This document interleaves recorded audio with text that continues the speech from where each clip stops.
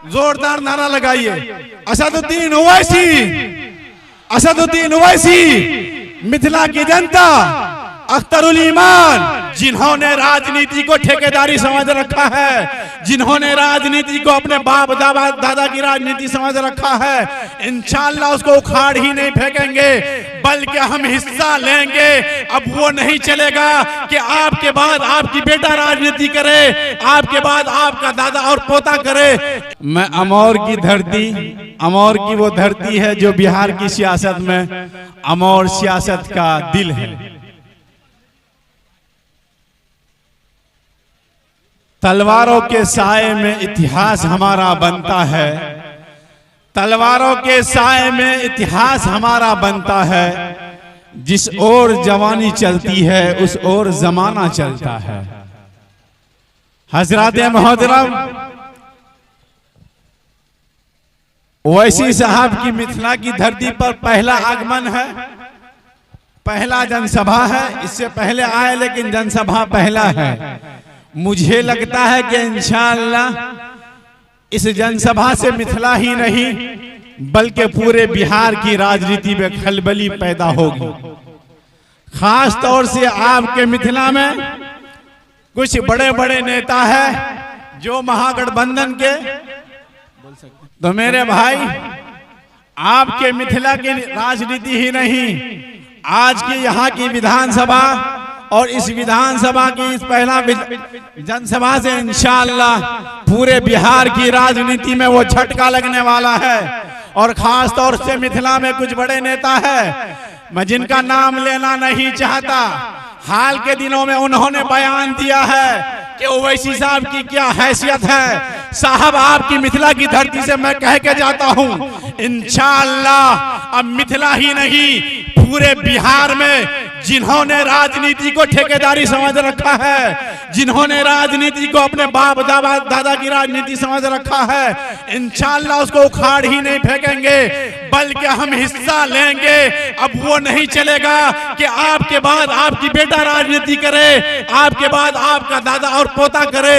इंशाअल्लाह जाले ही नहीं पूरे मिथिलांचल में ऐसा बदला और बदलाव होगा और ऐसी हिस्सेदारी होगी कि आप भी सोचेंगे कि ये दीवाने एमआईएम के दीवाने पतंग के छाप और पतंग के झंडे को लेकर पूरे मिथिला ही नहीं बल्कि पूरे बिहार में बदलाव ला दिया। मैं सलाम पेश करता हूं यहाँ के हमारे जो साथी है, हमारे पुराने दिनों के साथी है, जैसे राशिद खलील साहब है जो हमारे मधुबनी जिला के जिला अध्यक्ष है, राशिद भाई हुए, शादाब भाई हुए और शफकत रिजवान साहब है, फैसल आमिर साहब है और भी कई साथी है, ये अब्दुल्ला खुसरू साहब है, वकार साहब है। गिने चुने 10-15 साथी ऐसे थे जिन्होंने यहाँ पर इस पार्टी के झंडे को उठाया, उस वक्त उठाया जब फहद भाई हुए और दानिश भाई, बहुत सारे ऐसे साथी थे। मैं मुबारकबाद देता हूं इन लोगों को, ये उस वक्त इस पार्टी के झंडा को उठाए जिस वक्त इस झंडा को देखकर अपने गैर तो गैर अपने भी इनको कहते थे पागल हो, दीवाने हो। लेकिन मैं इन्हें मुबारकबाद देता हूं, आप 10-15 थे लेकिन माशाअल्लाह अब आपके काफिले में 10-15 हजार एनी टाइम चलने को तैयार है। एक बार हमारे पुरानी साथियों के लिए जोरदार ताली बजाए, ताली बजाए भाई। जिनके हाथ में खुजली है या फोड़ा फुंसी है वो नहीं बजाए, अगर जिनका हाथ सही है वो जरूर बजाए। बजाए भाई, एक बार जोर से बजाए, एक बार मिथिला वाले मिथिला अपने लिए बजाए, आप लोग अपने लिए ताली बजाए। अब मैं इतना दूर से आया हूं, मेरे लिए भी बजाए। नहीं बजाइएगा मेरे लिए, बजाइएगा तो जोर से बजाइए। मेरे भाई मैं आपको बताऊं, बिहार की आबादी 13 करोड़ हो गई है। कितनी हुई? 13 करोड़। इन 13 करोड़ में मुसलमानों की आबादी है 2 करोड़ 31 लाख। पिछला इलेक्शन गुजरा, महागठबंधन की जो सरकार लड़ी उनमें आरजेडी को सीटें मिली 22। याद रखिएगा, पिछले इलेक्शन में बिहार में आरजेडी को सीटें मिली 22, मुसलमानों की आबादी है 2,31,00,000 और लालू जी के घर की आबादी है 11, यानी 7 लड़की 2 लड़के 2 मियाँ बीवी 11। उनके हिस्से में टिकट आया 2, उनकी 2 बेटी लड़ी और 2,31,00,000 मुसलमानों के हिस्से में टिकट आया 2। आप सोचिए कि आपकी सियासी ताकत, सियासी हिस्सेदारी कितनी है। याद रखिए, जब तक आपकी सियासी हिस्सेदारी नहीं हो सकती तब तक आपका कोई मसला हल नहीं होता। जिसका नेता नहीं उसका कुछ होता नहीं।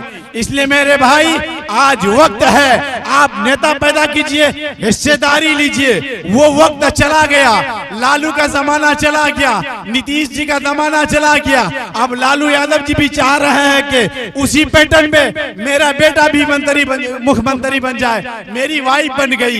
याद रखिए, उनका भला तो हो गया, वो मुख्यमंत्री तो बन गए, लेकिन आपकी आबादी, आपकी तादाद और आपकी हिस्सेदारी कहाँ है। इसलिए मिथिला वालों, बड़ी उम्मीद है। सीमांचल के बाद सबसे ज्यादा अगर पूरे बिहार में सियासत में अगर किसी को उम्मीद है और सबसे ज्यादा आबादी है, सबसे अच्छी सीट, जीतने वाली सीट है, सबसे अच्छे लोग और सबसे अच्छे नेता है, वो मिथिलांचल में है। अगर मिथिला वाले सीमांचल वालों का साथ दे दिया, कसम खुदा की, पूरी बिहार की राजनीति बगैर मिथिला और सीमांचल की नहीं हो सकती।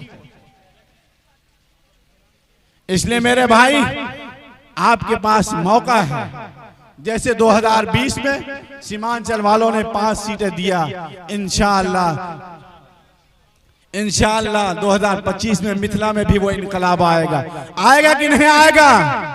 आएगा। आप लोग तो ऐसे बोल रहे जैसे मैं चंदा मांग रहा हूं। मैं मौलाना हूं लेकिन मदरसे का चंदा नहीं मांग रहा हूं। तो जोर से बोलिए, इनकलाब आएगा? आएगा। इतनी सी आवाज से इनकलाब नहीं आता मेरे भाई।